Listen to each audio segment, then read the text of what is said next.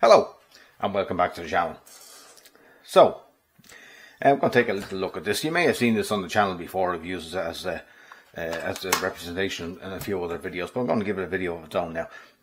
This is a MGC, a Model Gun Company replica of the M16A1.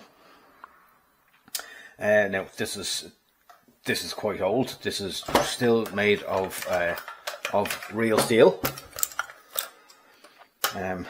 See, it doesn't. Instead of having the push pin here to separate the upper and lower receiver, it does have this machine screw that holds them both together. But this, at a quick glance, it would look like a forward assist. So we tell this is the A1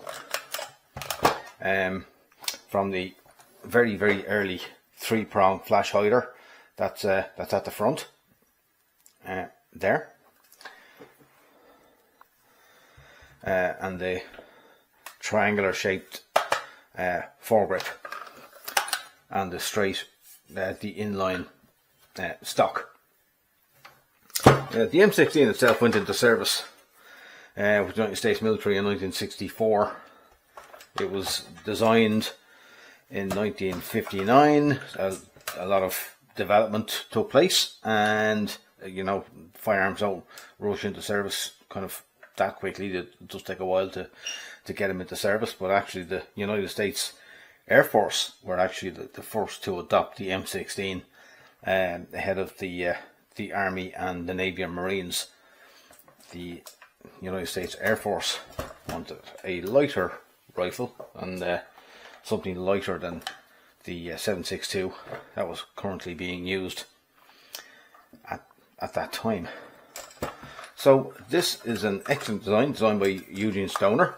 Feeds from a 20-round magazine. Now we see this magazine and magazine followers considerably shorter than the standard Stanag 20-round magazine, because this takes model gun cartridges. It doesn't take full size cartridges or blanks, and the cartridges are loaded. They're loaded kind of a plastic cap, almost like a percussion cap, only for plastic, and it produces sufficient gas to work the action, which is surprising because it's quite a fairly strong spray in this.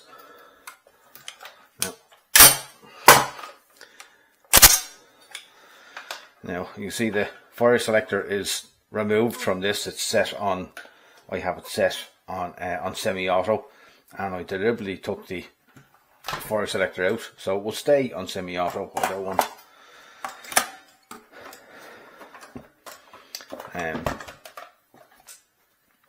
I don't use it or fire it that much really, so there's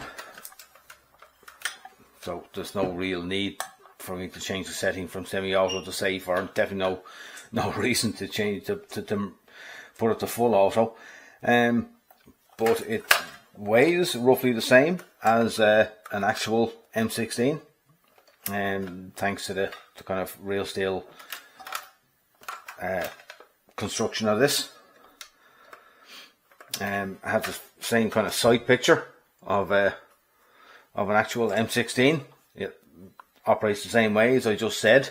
The magazine strips and loads the same way, and the bolt operates the same way, and the furniture is identical. I have my preferred Sterling sling on this instead of the actual sling, the actual OD 107 sling that would come on this where it's issued.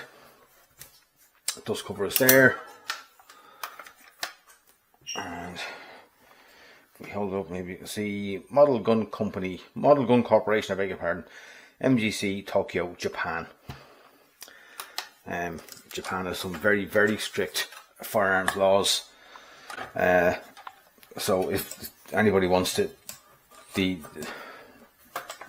get in the shooting hobby, you can't really get into the shooting hobby in Japan. Their laws are very, very tight. But model guns for enthusiasts were very, very common and very popular up until the advent of airsoft. This, I'm led to believe, now I've had this quite a while, and I'm led to believe now that it's actually they're quite rare.